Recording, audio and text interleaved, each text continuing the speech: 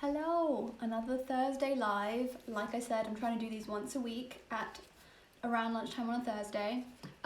My screen is really blurry. I don't know what's happened to the camera on my phone, but I'm just gonna go with it. So apologies if I'm a little out of focus. Today we're gonna be talking about what you can do when you haven't got any previous examples of like client work in your portfolio, but you want to start working with brands. I feel like that's one thing that tends to really hold people back, is this belief that you can't go and find clients, or you can't be clients won't be interested in you if you haven't already shot with brands or with other clients like them or something like that. It's a big mindset shift or mindset block that happens with a lot of people, and I experienced this myself, and it's definitely something that you can work on, and I'm going to hopefully today help you to see that you don't need to be held back by the fact that you haven't already worked with a brand, and that you will, once you've got that first brand collaboration, feel a million times better. So this is how you can kind of go about getting that first one. So if you have any questions as I am chatting away, please feel free to leave them in the comment section or in the question section of the live, and I will answer them when I'm done going through all of the content. So the first thing that you can do is to make up your own shoots with products, and including products in your shoots of the brands that you would really love to shoot for. This is something that I did a lot when I was first starting out, so about 4 or 5 years ago. I would identify a brand that I really wanted to work for one day, and I would make a point of every time I shot including 1 or 2, maybe sometimes 3 or 4 products by that brand in my imagery. So I would make a point of actually going into the shop near my house and picking up like a small affordable item from their most recent collection. One of the brands I have in mind is Jules, and I used to go and buy things like scarves, bobble hats, anything that was small and affordable that wasn't going to break the bank, but that I could use as a prop in my shoot, which meant I could then tag the brand and send the images to the brand after I'd done the shoot and show them what I could do with their product. It was kind of a little way of saying, hi, I really love your product, I really love your brand, I want to work with you one day. Here are some examples of things I've done, photos I've done, including your product, that you can see.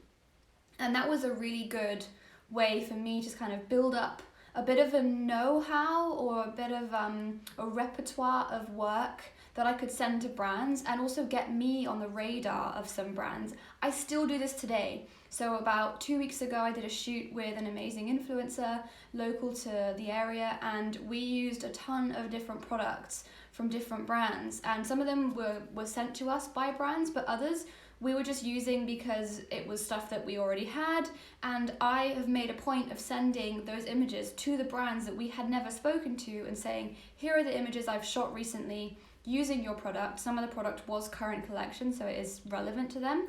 If it's past collection stuff, still show the brand. Don't just think that because it's not the current collection that they're selling right now, they won't be interested in seeing it. They absolutely will want to still see what you can do with their previous products. They might not repost it because it won't be as relevant to the stuff that they're doing at the moment, but they'll still be interested in seeing it. So absolutely, that is one way that you can start to get that conversation going with brands, even if you've never shot with a client or a brand before. So I hope that helps. If you have any questions about using product and sending product to brands, let me know. Sending images to brands, I meant. The second point I put on my piece of paper is to literally just shoot a lot, and that is like, I feel like I need to say it, but it sounds so obvious, but it is really important. You do still need to shoot a lot, despite the fact that you haven't shot for brands.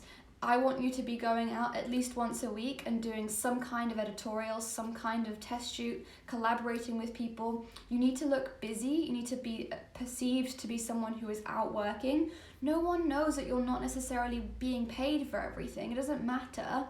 As long as it looks like you are shooting and you are able to create content and get the word out there of what you're doing and collaborate with more and more people who can then spread the word about what you're doing, that is what matters. So even if you've never shot with a brand before, make a point, if you're serious about this, about shooting as much as you can to get your name out there.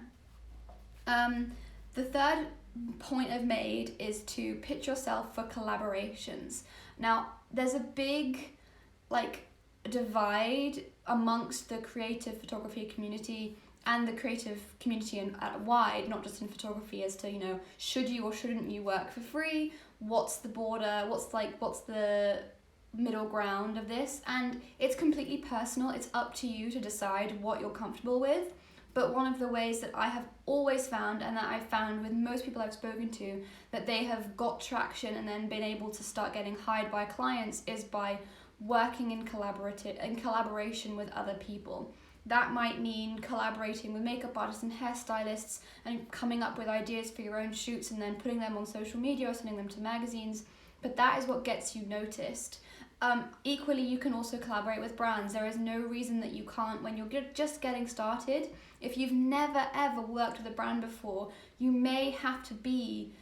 first ever brand shoot might have to be a collaboration with someone.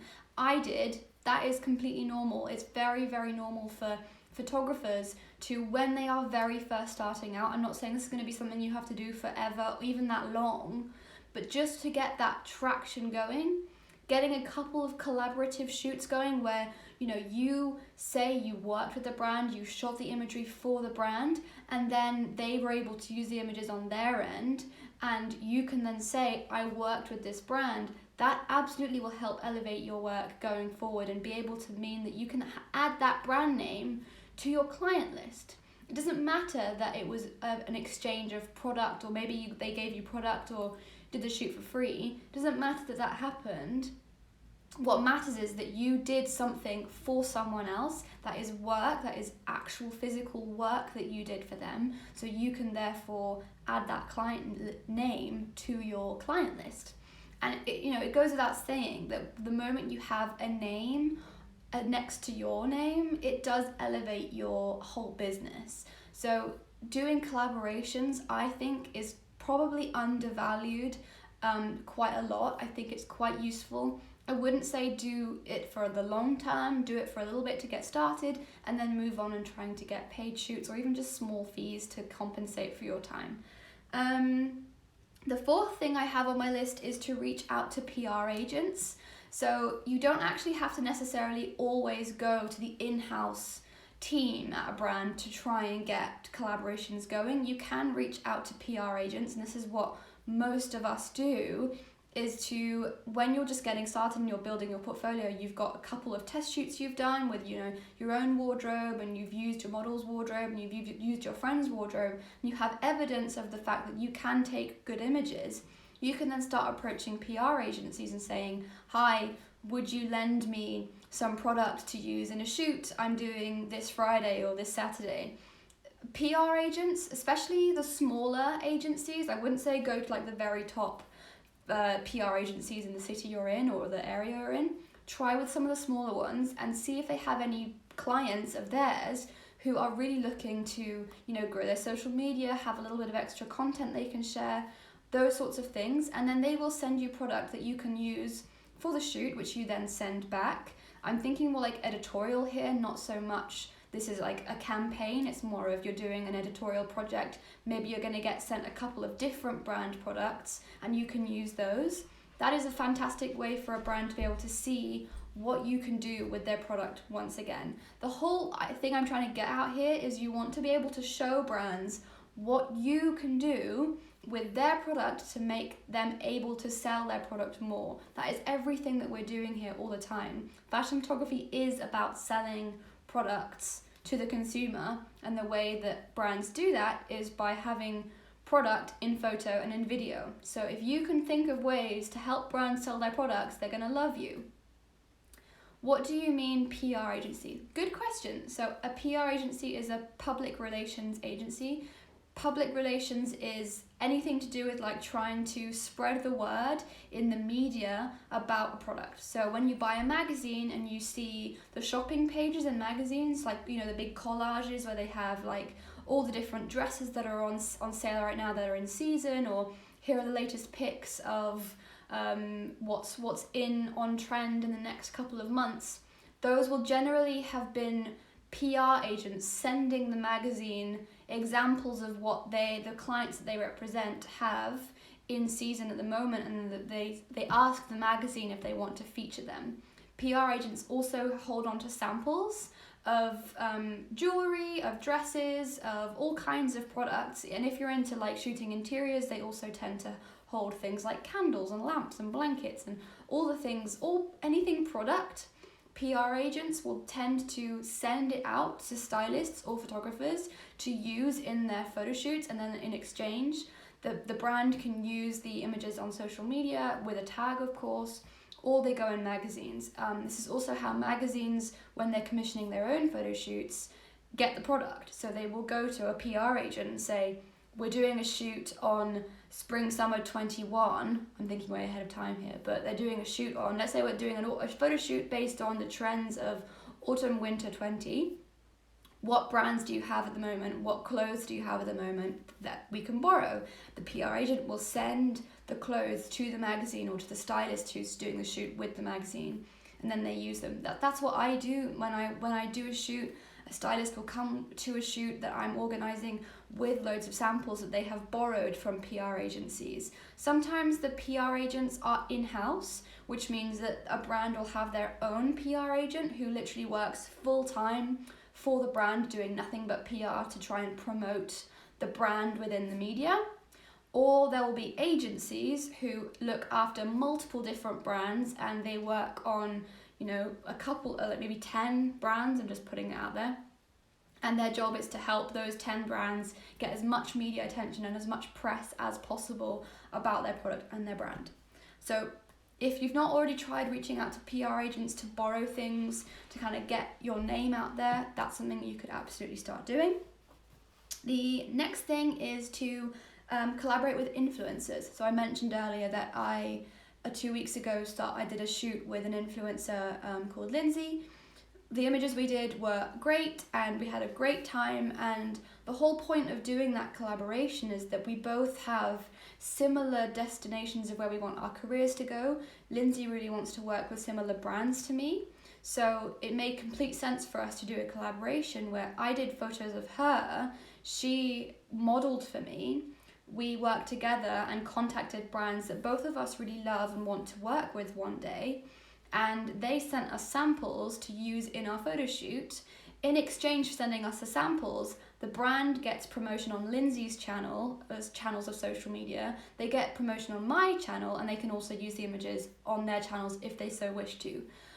Collaborating with influencers is really good because influencers are like another way of getting your name in front of other brands. I do recommend being quite specific about who you work with. You want to be sure that the influencer that you're collaborating with is in line with where you want to go. So let's say if you want to be like working with really feminine brands, you're not trying to work with like male influencers who want to shoot in the city, for example. So being quite selective. And then, it's a really great way of, again, getting your name out there, getting in front of brands, potentially collaborating with brands through an influencer. Influencers will also get brand collaboration deals that they need a photographer to do with them. So influencers often hire photographers. They'll pay them to shoot imagery of their stuff that they need shot for a brand deal. So again, influencers are a great way to start getting your foot in there, and then you can say like, oh, I shot for this brand with this influencer. That's still doing a job for that brand. It doesn't matter that it was with an influencer and not with a model, because I believe the line is very blurred now. Influencers and models can kind of blend in between each other. A really great way of sort of getting in front of brands, starting to add brand names to your portfolio and being able to say, I worked with this brand. And then lastly, this is kind of similar to the very first point, which was about buying product, using it in your shoot and then sending it to the brand. You can do the same by simply buying product in for a shoot. If you, let's say the PR agents you've emailed haven't replied, you're not getting anywhere with PR agents, and you really want to use some amazing brands in your photo shoot, I try not to do this too much, but buying and returning product is pretty common, like everyone does it. Again, I don't recommend doing it very often. It's not very nice to the brands. I try not to do it if I can avoid it, because it's obviously like a sale and then taking back a sale. It's not very fair, I feel. But if you're at a complete loss, you need product, you need to elevate your portfolio by having better brands, by having more on-trend work clothing in your shoots, going to somewhere like ASOS and buying a bunch of stuff that is relevant to your photo shoot, that is going to elevate your portfolio, and then sending it back is completely normal. So that is one, and then you can obviously tag those brands and say like, okay, here's some imagery I shot with your recent collection. I'd love to share it with you. Let me know if I can help you with other things in future, etc., etc. Okay, so that is, in a nutshell, what you can do if you have no examples of previous clients in your portfolio yet. So if you have any questions about that, please feel free to type them away. I will let you do that while I sit here and chat for a minute, because sometimes it takes a little while for the questions to come through. I really hope this was helpful. I've got a very exciting little series starting up next week with other photographers. So I'm going to be doing joint lives with some really, really cool photographers coming up, similar to the podcast, but we're going to be chatting about just one specific topic for a short amount of time on Instagram. Next week's guest is going to be Kaylee June, who is a friend of mine who lives in Australia. She is an amazing photographer, so I will be sharing all the details about when and where and exactly what's going to be happening with that in the next couple of days. Katrina, yes, this will be saved. It will be on my IGTV, so if you want to watch it back later, you can do so. There's no problem. It will be right there waiting for you when you want to watch it later on or tomorrow or whenever. So yeah, that's going to be really exciting. The little series I'm starting up after next week. So the lives are going to get a little bit more juicy, I think. And I've got a lot of cool guests lined up for the next couple of weeks. It's going to be a fun series. I'm taking a break from the podcast now that you know that the podcast had its last episode, a little bonus episode if you missed it yesterday, with Hippolyte, which was amazing.